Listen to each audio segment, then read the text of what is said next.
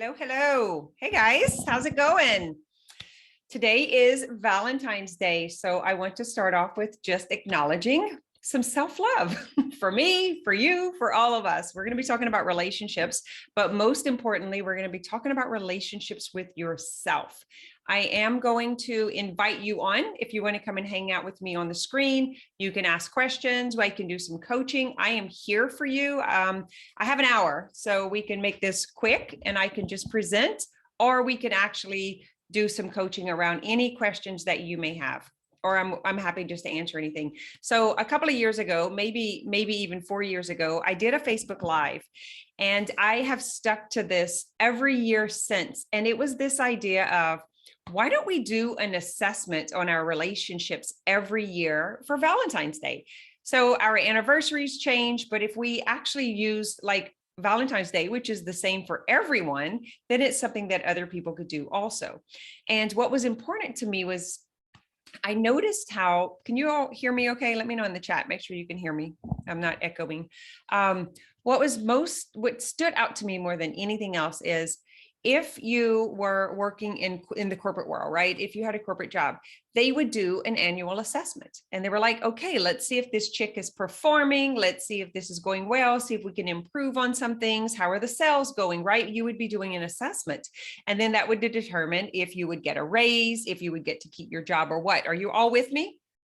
Like, even if you were on if you're on a direct sales team, it would be the same thing. You would meet with your upline and you would have a conversation about, like, how's it going? What do you need help in? You would assess everything. But guys, we don't do this in our relationships. Is that crazy?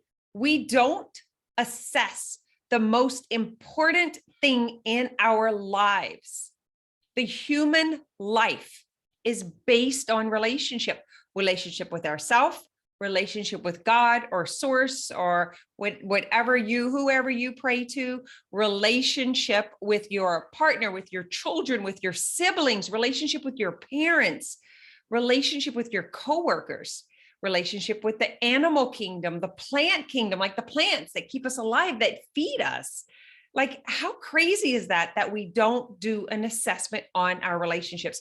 How many of you are in the same exact relationship that you have? How many of you have some relationships from the beginning of time? Like your siblings, your parents. And how many of you nurture and assess those relationships to keep them growing? Like, have you really thought about that? The ones that we're closest to, the ones that we've been with forever, are the ones that we kind of take for granted, put on the side burner. We forget to do this. Tell me if that's making any sense to you. If this is something you do, it's super important. I do this with my current partner a couple of times a year. Where are we? How are we? Do we want to continue? I don't think I've ever considered that for anyone other than my husband. No, relationships are everything. Can you all agree that when your most important relationships are on target, like when they're going really well and you're getting along and you're on the same team, you're wanting the same things, that everything else falls into place? Have you ever noticed that? If you haven't noticed that, tell me if you noticed this. When you're on the brink with someone that is important to you, do you notice that there's this kind of dark dampening on everything that you do? Do you notice that your mood changes? That you feel differently? Like when me and my husband were on the outs, when he was mad at me for something, believe it or not, he gets mad at me quite a bit. He wants me to be a certain way, and I'm not that way. It's not easy to put Kim in a box and make her be a puppet. It doesn't work that way. And after 33 years, like, he's starting to realize this, okay? And so if we don't have these vulnerable conversations, if we don't ask these questions, if we don't do assessments, our relationships die. Can you all agree? Those relationships that you haven't been honest with, that you kind of just take it as it is, but you're not honest with them, you just let them slide. Like, are they growing? Are they nurturing? Like, do they feel intimate and close and high-minded? Like, that's so important to me. We can have fly-by relationships, that's one thing, but deep, intimate, meaningful relationships, that's everything. Everything, even in my business. For those who are personal private clients, you know what I'm talking about. I love the humans. I have a great love for humanity. And if you look at my human design, everything about me is about fighting for the human's individuality, for personal freedom, for personal expression, for self-healing, for returning to wholeness and having an amazing experience on the material world. That is what I stand for. And I will fight for your individuality, and I will fight for my individuality. And so when someone tries to put me in a box, I come out fighting. And it took us some time to get to know each other and to learn that. And for those who have been knowing me, I'm sure you can agree. And so what I started doing is having these conversations.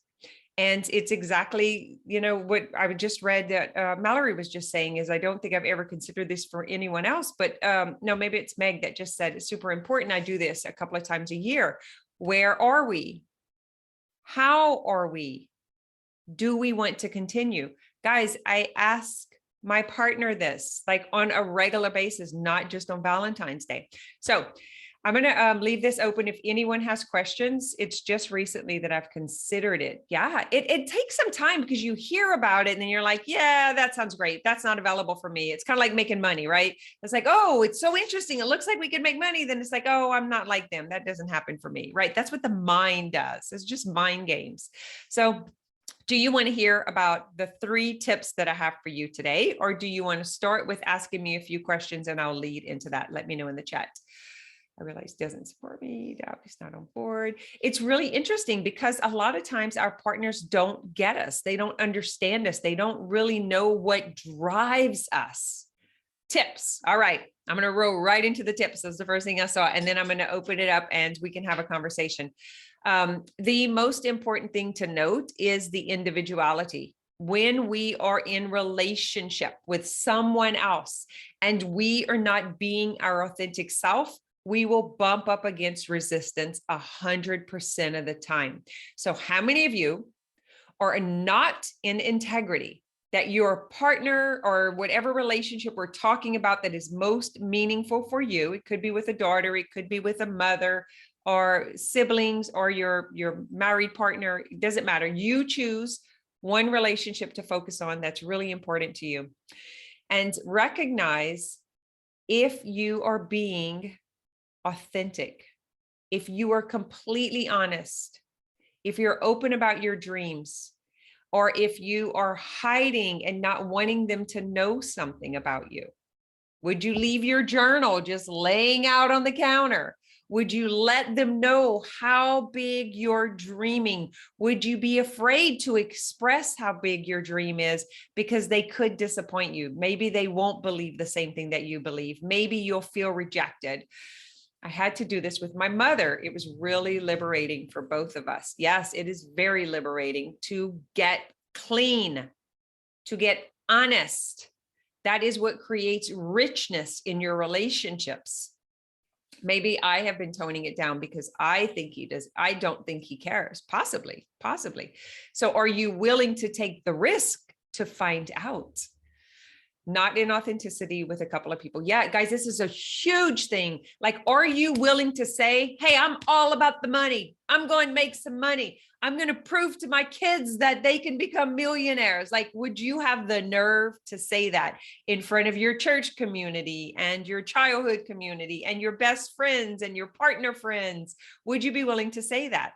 Or, hey, I've got this passion in me and I'm going to go out and change the world. How many of you are willing to say that? Or afraid to say that because someone is going to laugh at you and someone is going to say, oh yeah, why don't you just keep dreaming big? Oh yeah, you're about to take the big stage. Like, how many of you are afraid to say, I am a part of the change of this world? I am part. There are things that need to be changed. And I happen to see what some of those things are.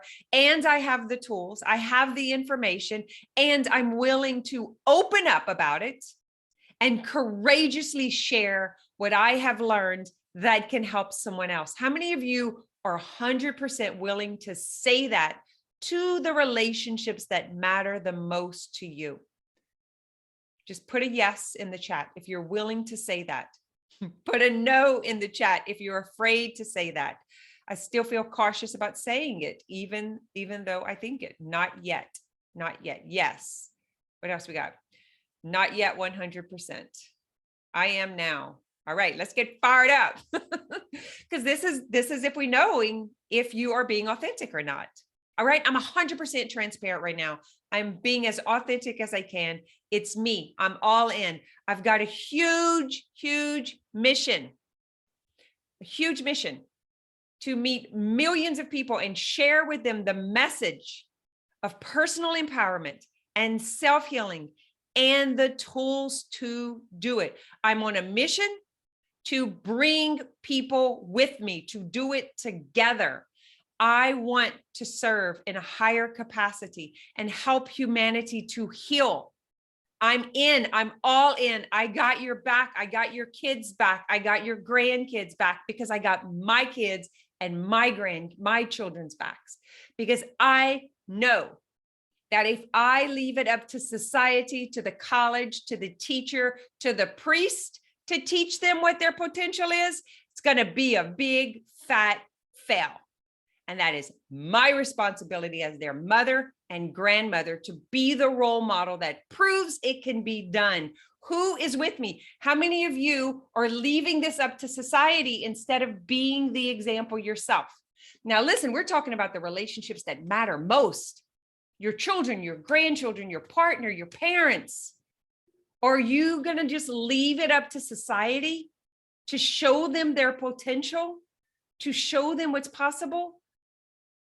Look, that's what we're doing right now.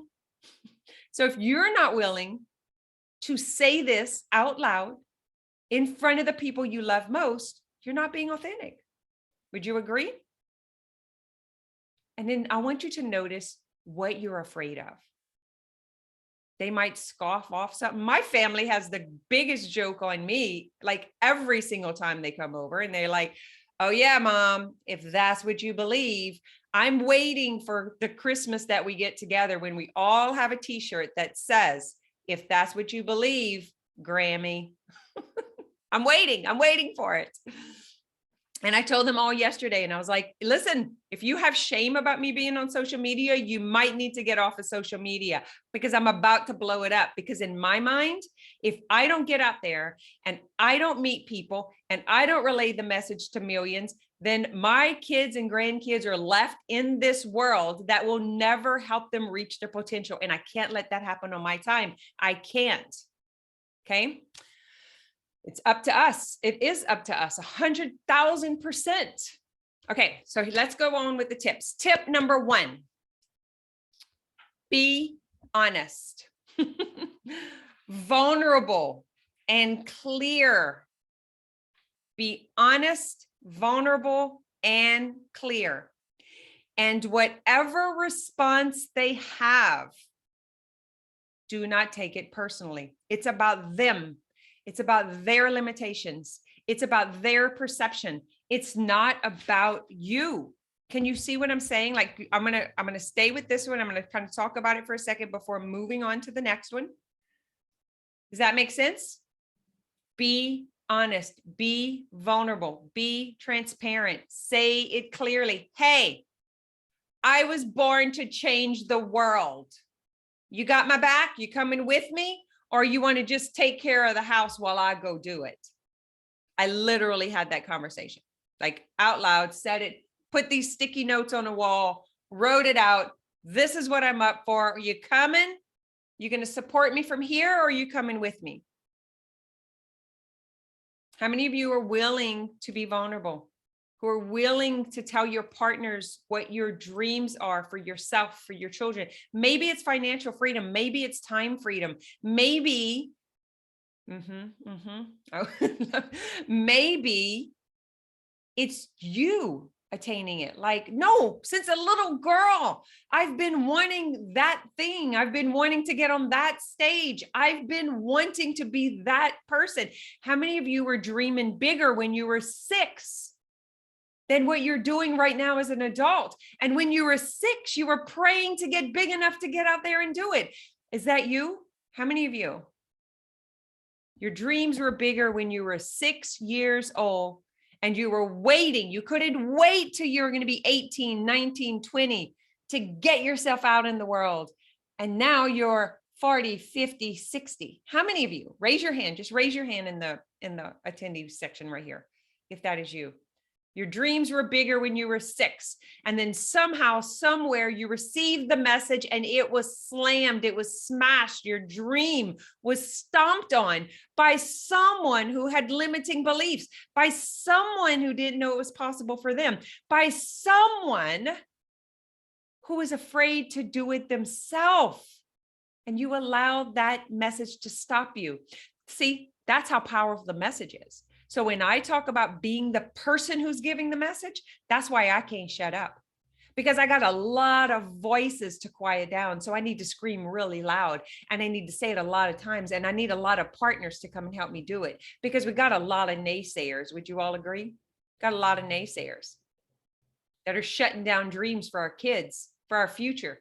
And you know what? Those kids are going to be who's waiting on us when we go to the grocery store, when we go to the doctor's office, when we go to the pharmacy. Those kids, that future is your future. Do it for you too. All right. That's number 1. Was that helpful? Be honest, vulnerable, and clear. And don't take it personally if they smirky, they make remarks, if they're being a dumb butt. All right. Number 2, don't make assumptions. How many of you have been married for 20 years or so, anywhere from 10 to 20 to 30, and you assume you know what he's thinking? You assume. I was so guilty of this. And let me tell you, one of the biggest turnarounds of our relationship was when I started asking questions. So this is what it looks like. You guys are going to laugh, but you know how they just make these sideways smirks, these sideways remarks, and all of you do it too, right? We walk by and we just kind of, I call it like talking out the side of your mouth. You say these comments and they're supposed to get what you're saying. Y'all know what I'm talking about? Okay. So we're in a conversation and there he comes, the remark. And I stop. Now I stop. I want you all to try this. Will you promise me you're going to try this? When he makes that comment that he's always made for all these years and assumed that I would know what he's talking about, right? That's the game we play. I said, what? What do you mean? Talk about play dumb. Play dumb. Let them provide you with the information. And what's really powerful about this is they have to actually say what they're thinking instead of taking the lazy way out of it and making these little sideways remarks, these little jokes off to the side. Do y'all all know what I'm talking about? Tell me I'm not the only one. Come on. Putting myself out there, slayed. Yeah, we all do it. We do it with each other. Yeah, well, she knows what I'm talking about. She knows what I meant, right? In other words, when you kick something around or when you slam the door or when you peel out, they're like supposed to know what that means. You guys know what I'm, come on. I have dents in my sink because I would like beat my spoon on that sink. I was so mad. I was such an angry mom. I had so much apologizing to do and still do today. I was so angry and I was trying to be in control and I did all of these things. And if I did those things, then they were supposed to understand what those things meant, right? If mom's mad, we're going to behave. If she kicks the stool, we're going to never do that again. Instead of being vulnerable, transparent, and honest. I totally do it. It's a way to be indirect so that I can blame someone else for what goes wrong. And you don't have to be accountable for saying the words. Right? It's like a lazy way of communicating. Guys, you just do that one thing and watch your relationship shift. How many of you personally know me and I do this to you? Who has experienced this? I'm like, you're going to make a remark and then I'm going to ask you very clearly, what do you mean by that?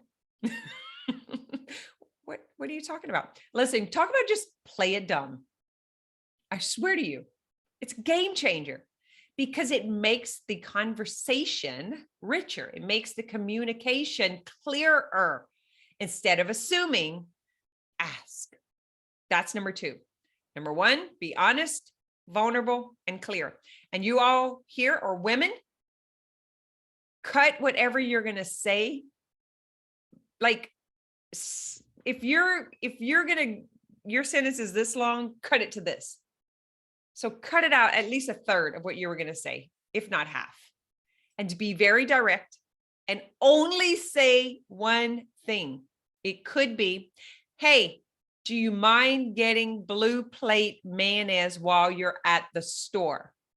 Like, very specific. Don't go into the whole, well, I forgot to go to the store yesterday and then now I'm going to be out and then we're going to run out and I don't know, maybe I can go later. I'm thinking I could do, and you're doing all of that, assuming that they're going to step up, and then you're disappointed because you didn't ask clearly, directly. How many of you have done this? How many of you have done this? You hint around, you're not direct, and then you're disappointed when they don't do it or get it. This one thing is going to clear all that up. Okay. So be honest, vulnerable, and clear. Don't make assumptions. And the last one, all the time, all my boys and husband all need less than 5 words. We have to be direct. If you guys have not heard my podcast on what his brain wants, you got to go check that out. It's what our brain wants, what his brain wants, what her brain wants. And it really does focus in on this. And it's a game changer. If you start becoming better communicators, your relationships will improve. I think you have just described almost every male-female relationship. I'm telling you, it's like the secrets to improving relationships that matter. Okay, the last one is focus on what you want and have. That podcast opened my eyes. Does anybody know what the number to that podcast is? You can put it in the chat if you're on. Okay, listen, I'm going to say this again. Focus on what you want and have. What does that mean?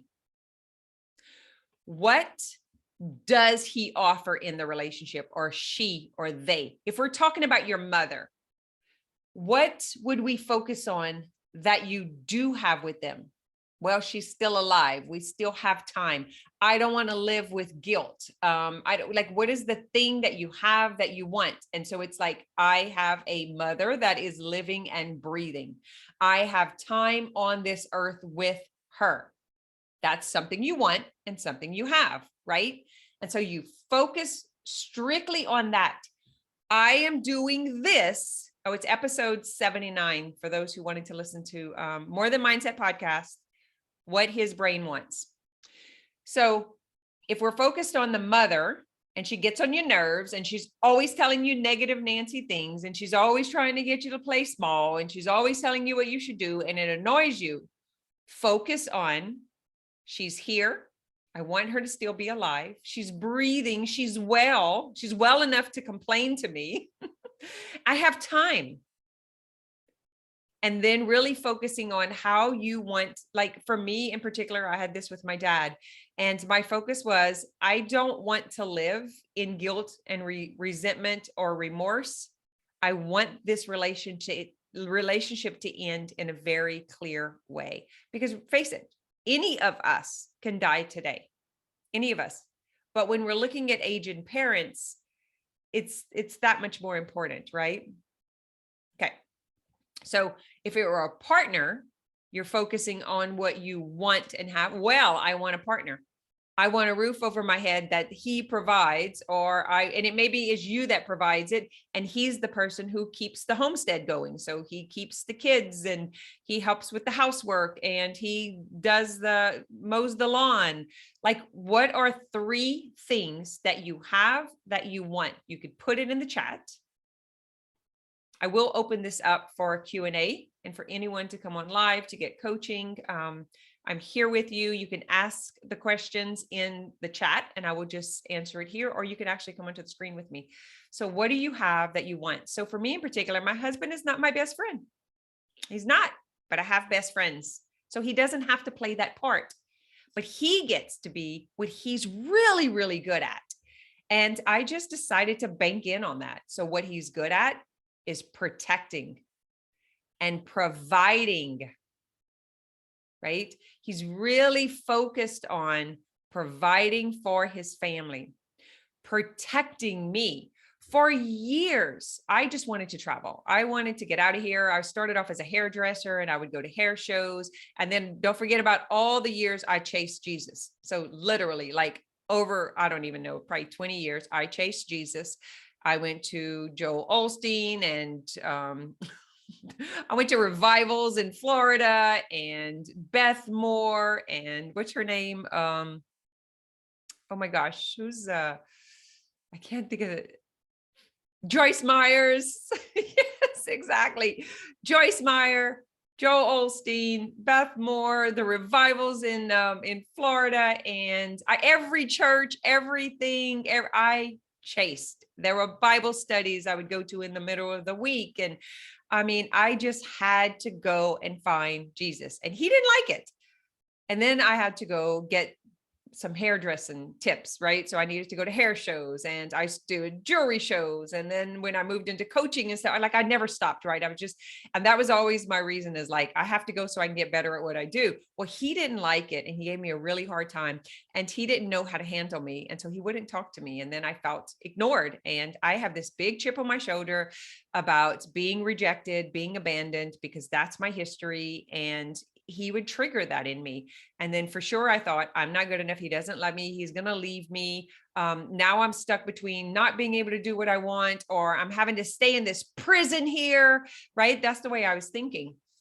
And now that I started implementing these suggestions, I found out in a very vulnerable and tender moment that he was concerned because he couldn't protect me because I was out of reach. Now, whoa, talk about a big awakening. So his defense mechanism was to like block me out. So he couldn't worry about me because I was this wild bird, right? He couldn't keep home. He couldn't tame me. And so the easiest thing for him was just, if anybody's traveled with me, you know this, we wouldn't talk for days. And so it was his way of protecting his own anxiety, self-preservation, the things we do, the habits and behaviors we have to protect ourselves. These are things that our brain tells us to do and our nervous system agrees. And so if we're afraid she's not going to come home, she's not going to come back, she's going to get killed, what do? We protect ourselves. But he didn't tell me that. He wasn't open with me about that. And as we started having these conversations and I realized that now I'm much clearer in the way I communicate. I let him know when I arrive, here I am, this is what I'm doing next. All of that stuff has really calmed his nervous system down. And now a few trips ago, he was like, hey, I got some new tires. The oil's changed. She's ready to go. Gave me a big old kiss and a hug and sent me on my way, compared to years prior, going sometimes 2 months without talking when I'd come back from a trip. And so I was always in a fight. I was fighting for my individuality and freedom. And I was fighting for my marriage and family. I didn't want to leave. I wanted to stay. I wanted it to work. How many of you want it to stay and you want it to work? How many of you want to have deep, meaningful conversations with your mother or with your daughters or with your sisters, whoever it is in your life, but you just can't figure it out? Well, what's happening is all of this self-preservation is happening between both of us. I was trying to not be rejected, not be abandoned, not be left out. I was trying to be like held and wanted and desired, and he couldn't give it to me because I was dangerous in his mind. So he needed to detach from me so that he wasn't suffering from anxiety. He needed to protect himself. And I get that. I understand that because I have 5 kids, and believe me, they all took me on trips. They all took me on mental trips. They kept me on my knees in prayer, which is why I needed to find Jesus, why I needed to go to these revivals, why I needed to be slain in the spirit and baptized at every church, because I knew something was going to happen to my children.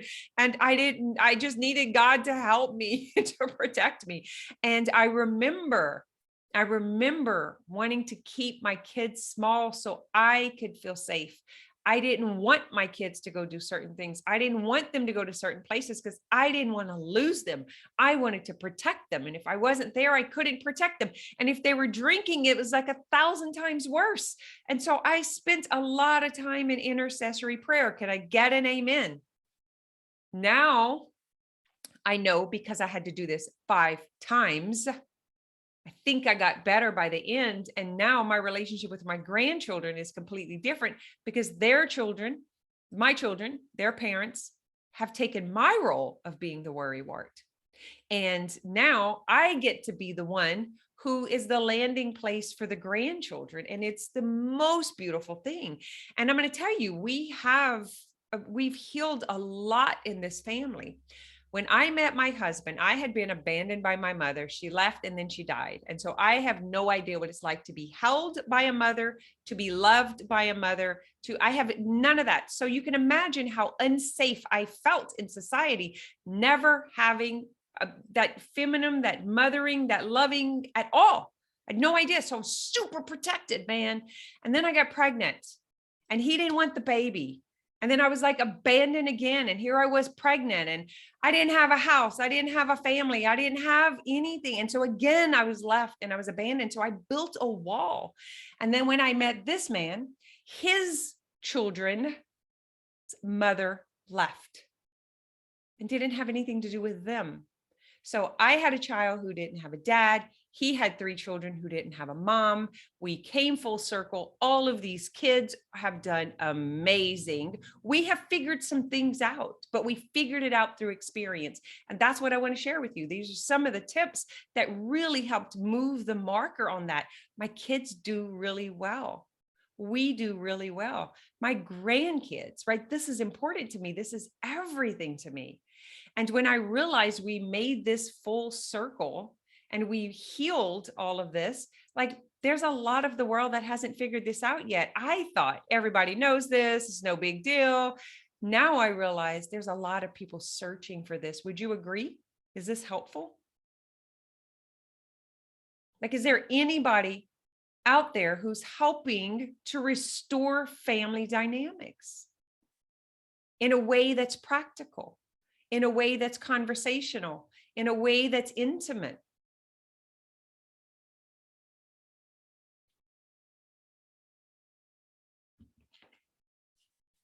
I have Linda here. Linda is a integrative intimacy and relationship coach that I personally trained. Linda, you're welcome to come on. Raise your hand if you want to come on the screen with me.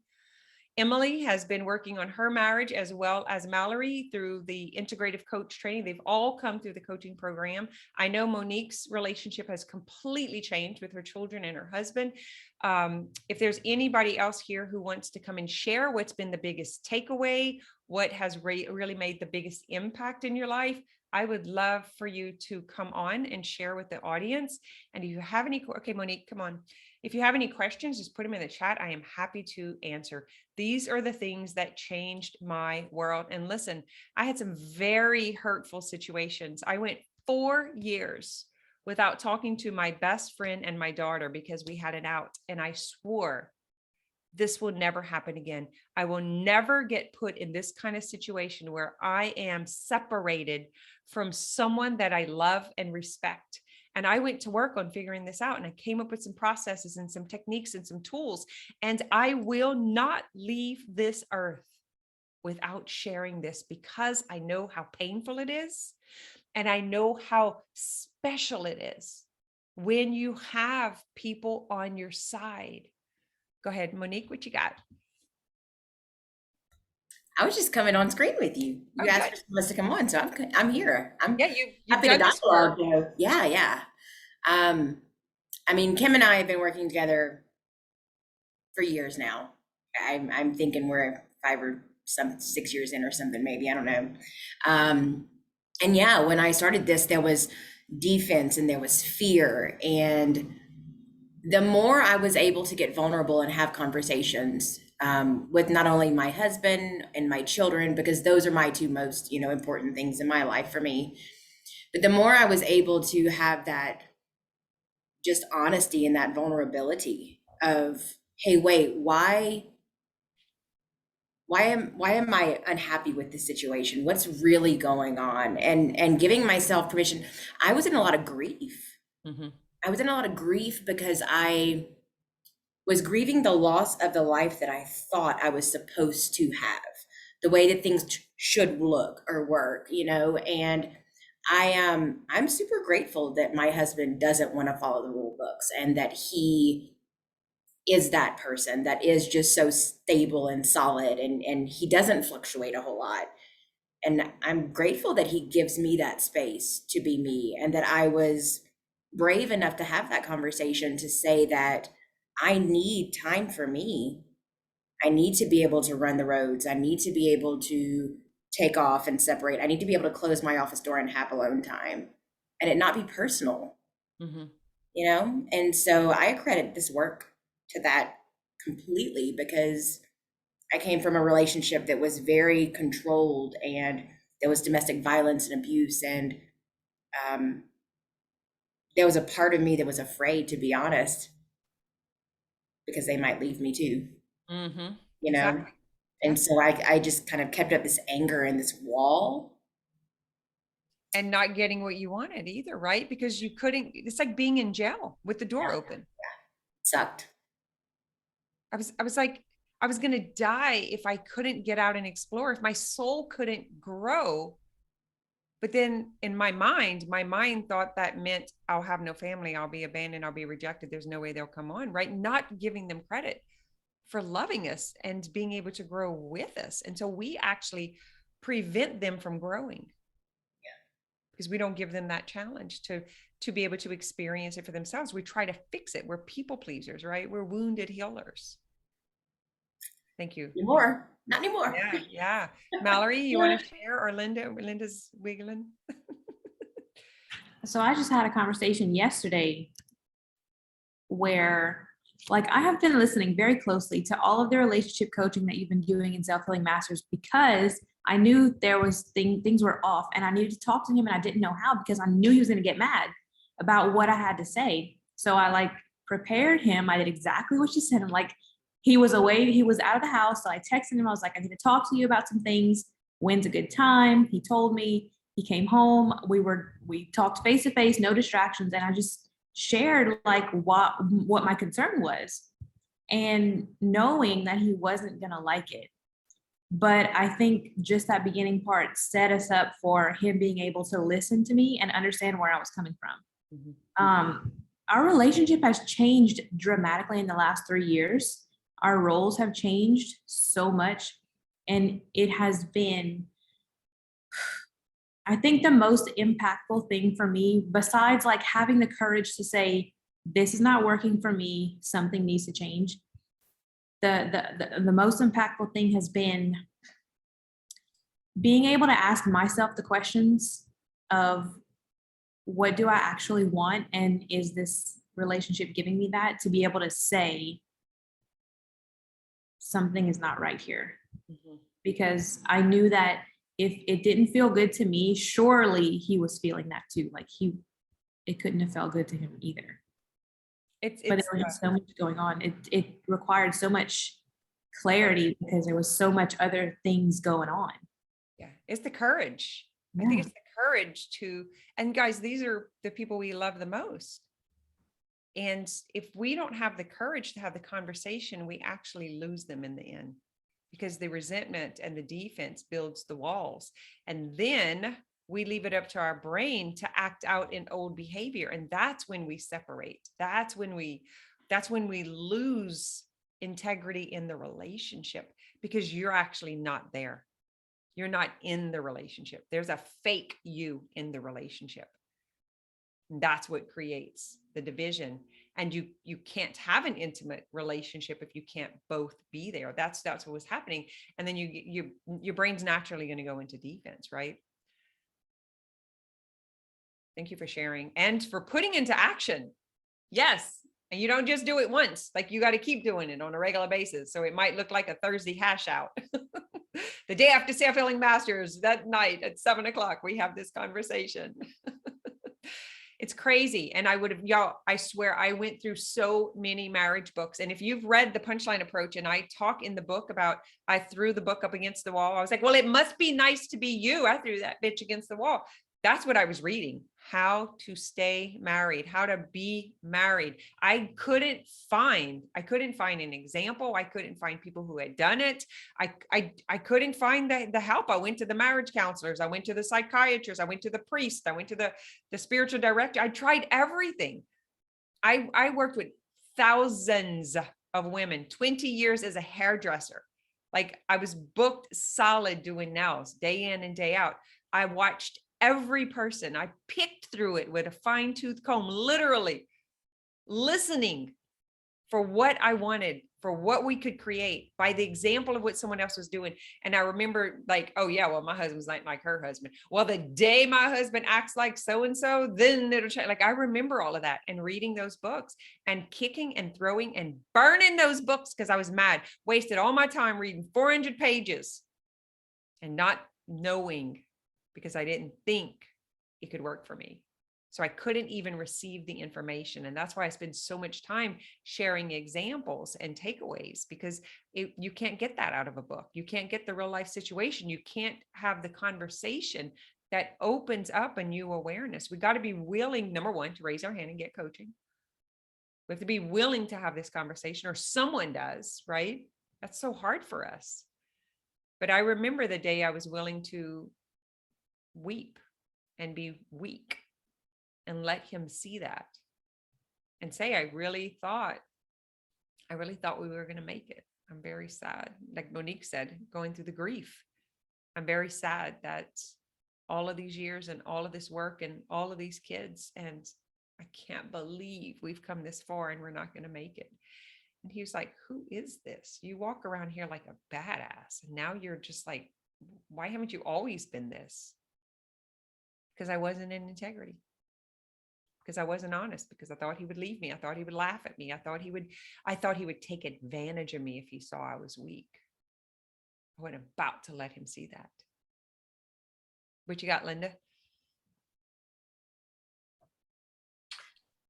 So my relationship has changed completely because of this work. My whole life has really honestly changed completely because of this work.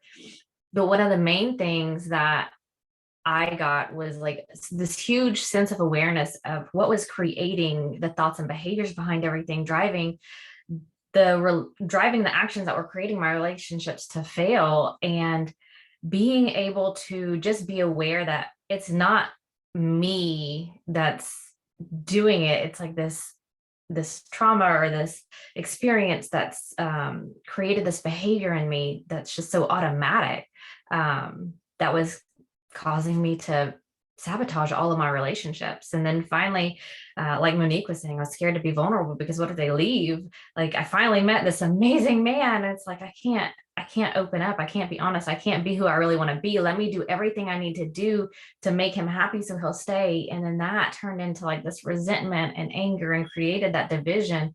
But through this work, I was able to figure out who I really was and figure out what I really needed and wanted in a relationship, and heal all the garbage that was causing me to act and respond in like all the negative and bad ways to push my husband away. And that just created the level of intimacy and the ability to communicate. And one of the biggest things for me was when I stood up and was able to ask for what I want and say what I need and be who I wanted to be, he was able to do the same thing. And so it was like a seesaw. I would change and then he would change, and then I would change and then he would change.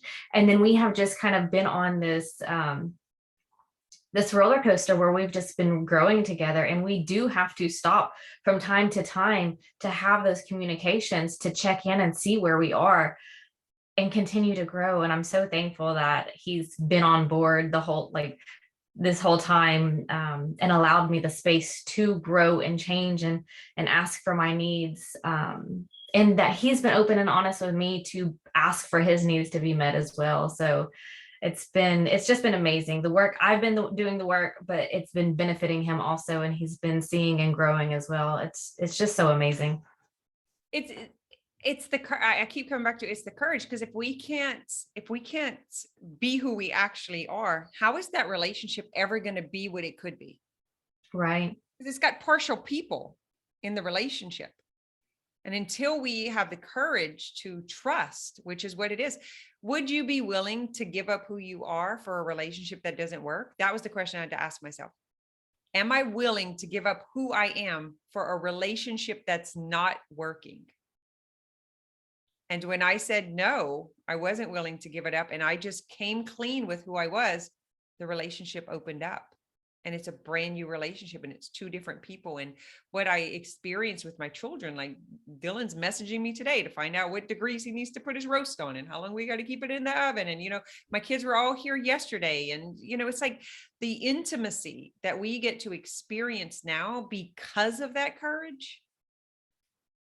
No way could I go back. No way. I can only talk about it moving forward and give others the courage, like Mallory, not just listening in Self-Healing Masters, but her implementing. She's like, how many others implemented it? That was last week. Anybody else try it? Anybody else in the call try it? It's what your brain is telling you is a lie. So your thoughts are lies and your feelings are lies. Now what? If both of those are lies, and you're a liar because you're in a relationship that's not you, so you're a liar too. So everything's a lie. Are you going to continue to live a lie? It's a big question.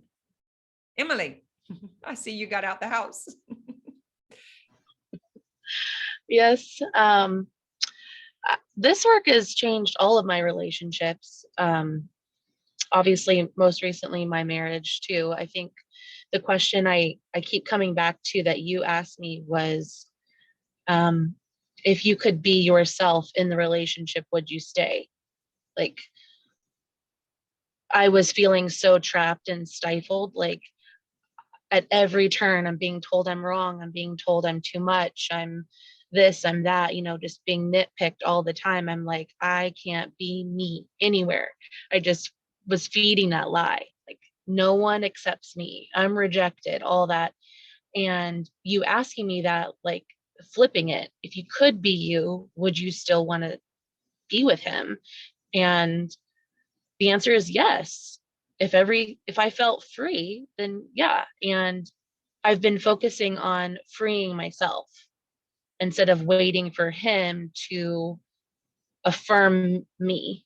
I'm affirming myself. So just yesterday, we got into some little arguments, and he actually said, "You're just too much, Emily. You're just excessive." And I was like, yep, I am. I am. Get over it. Either you're with me or you're not. Yes. And he was like, what? Like, okay. Like, he didn't know what to say. And later on that day, I was, flipping it and teasing him. I was like, I think that's a little excessive. And I was being passive aggressive, but in a funny way. And he was like, okay, Emily, I get it. And it's like, I felt good about it in those conversations. Like, this doesn't mean we're going to divorce today to have these conversations. It means that I'm standing up for myself, and then he gets to see me be myself and take it or leave it. Mm-hmm. So I get to be honest, and we move forward in that honesty versus the hiding and the shame and the wondering, if he finds out, will he leave? And I've had that conversation, that hard conversation. Like, I don't know if this is going to work out. Like, I cannot keep going this way. I have to make changes. We have to make changes. And he's like, I didn't know it was that bad. Like, he was nowhere near close to leaving. Like, I thought. He was like, where is this coming from? And I made up this whole story in my head that, like, we were on the brink of disaster and I was going to move back. I'm like planning my escape, like, where am I going to get it? That hyper independence, that trauma response of like, I'm going to have to take care of myself. And I just like went crazy spinning in my head. and having that hard conversation and seeing that he was not going anywhere. Like you guys, they're solid, you know? So I've come to realize, like, no one is coming to save me. I have to save me. And doing that healing work and being honest with myself changes all my relationships. So it's been huge. Like literally in the last probably 6 months, I've gone from like about to pack my bags to being all lovey-dovey and Settled so in. excited about our future. We're here to stay. Yeah. You guys know you could just make the decision. Like we're just committed. We're committed to Yeah. whoever we become. Like there comes a point where you can just decide that. And then we can just ask again, are you still in? Do you still committed? Do you want to keep doing this? I was the same. I completely agree with you. They were going nowhere. It's all in here. Because they're about like supporting and protecting and providing. So they busy doing that. And we busy spinning, protecting our hearts. But that was probably one of the most impactful things, is that making the decision. And he doesn't get to be responsible for my happiness. Like I get to be responsible for my satisfaction and my happiness. And that meant going out and meeting people. I live in the middle of a rice field, for God's sakes. I'm not going to meet many people here. And those who are here I've already met, you know, and they don't all love what I do. So I got to go meet more people. And it felt like life or death that I had to choose, because then I knew the relationship was going to be severed because we weren't going to have the conversation. He was going to be pissed about it. And then I just let him stay pissed. That's actually his emotions. I'm not responsible for that, because I wasn't getting the satisfaction that I needed by sitting in the house doing dishes and cooking. And I just wasn't, period. I did all that. I mastered it. I'm like, moving on. What's next? And he's like, no, you got to keep doing it. And I'm like, no, I already know how to do that. Like, let's just hire someone. He's like, thinks that's wrong and bad, which I respect. I get that, because that's not how it was, but that's how it is now. So let's adapt to the new way, because we don't live back on that other road from when we were 13 years old. We've been living here longer than you live there, right? It's different now. And so to really be able to have the conversation and talk about that, and no, it's hard. It's still hard. We still have days that the conversations are not great. And I just asked the question again. So you still in? We're going to keep doing this? Do we stay? What are we doing now? And it's very scary, because he could say, I've had enough. You are too much. Because he does tell me that also. I am too much. And for those who are here, you probably agree. I'm a bit much. That's why I need a lot of friends, because I kind of wear one down and go to the next. And I need another one. I put an ad one day. I was like, hey, I'm looking for new BFFs. Who's in? I need a backup plan, right? Because we have to be responsible for what satisfies you. I want you all just to ask yourself right now, what satisfies you that you can get for yourself? And then your partner could be a co-journeyer. What can you get for yourself? Because that has been the ticket for me. There's no way I could have not traveled and not become the person that I became. And I felt like I was dying. I was suicidal. And then I was pissed because I survived. I mean, how much lower can I go? And I thought that, like, I can just check out 100%, just go do myself in, and then have no chance at all of ever experiencing what I want. Or I can use the courage, and I can get uncomfortable, and I can at least try, and see what happens. I did not expect it to go this well, just so you know. What you got, Meg?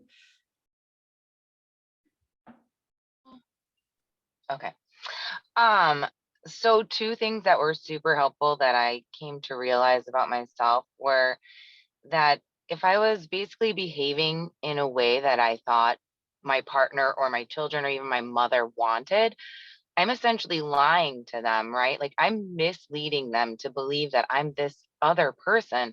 What else? How else would I think they would expect me to behave? Like if I've been behaving this way, like why would they expect anything else of me? That's crazy, and I'm creating that from my end. So it was really important for me to understand how I was contributing, to this to this cycle that I wanted to break. And then another really important thing for me was when I realized that it's not my job to make someone else like me, like, or want to be with me. It's their job to decide if that's what they want, if I am fulfilling a need for them, if I am a relationship that they want to be in. And my job is to decide if I want it from my end as well. But I'm not responsible for them liking me or being something that they have to want to be with. Yeah, it's crazy because our job is really just to like ourselves. And we spend our whole life trying to get other people to like us. Is that crazy? Thank you. That was a great share. We have about 5 minutes left. Did anybody have a dying, burning question that you can put in the chat, or anyone here? Yeah, no, we good? We covered it on time? My private clients are here, so I have a call in a few minutes. All right, well, listen, this is what I have for you. Happy Valentine's Day. What can you do for yourself today to improve the relationships that you're in? Who do you need to be honest with? Who do you need to ask clarity questions to? And what do you need to look at that you already have, but you've been focused on what you don't have? Those are the 3 tips I have for you. Being honest and vulnerable, be yourself for God's sakes. Come on. Like, what a disgrace that you're pretending to be someone else.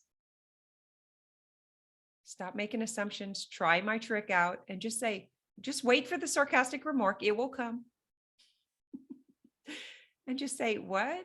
Could you explain that to me? I'm not sure what you're saying. I swear to you, you will be giggling all night if you do this. It's hilarious.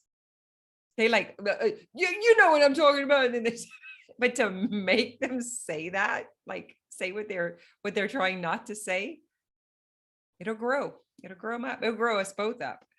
And really focusing and you don't even have to appreciate, just take note and be aware of what you have. What I have is someone who wants me home, who wants to protect me, who wants me safe, who wants to protect our family legacy and our homestead. And you know what, when I really stepped into the things that I wanted to do, he picked up the role. Because of the work that I do, he was able to retire. And now he grocery shops and he cooks and he cleans or partially cleans. And now we have someone else who cleans, which he had a problem with. And I don't have a problem working an extra day and having those needs taken care of, because I'm not best there. I'm best here. Would you agree? Would you rather me be home cooking and cleaning or being here with you guys? Because this is important to me. This is taking care of my family.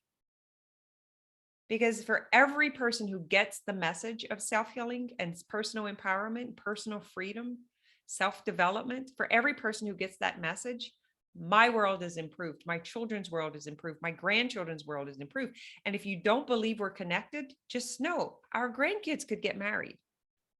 It could affect you. We could have a baby together one day that has our bloodline running through it. The world's not that big. And so don't think that going hide off into a cave somewhere is going to get you out of this. It's not. It's actually coming out of the cave and coming out into the world and telling people what you're made of, what you were created for, what makes you come alive. All right. I love you all. Thanks for coming and hanging out. Let me check the chat before I pop off. Thank you. You're welcome.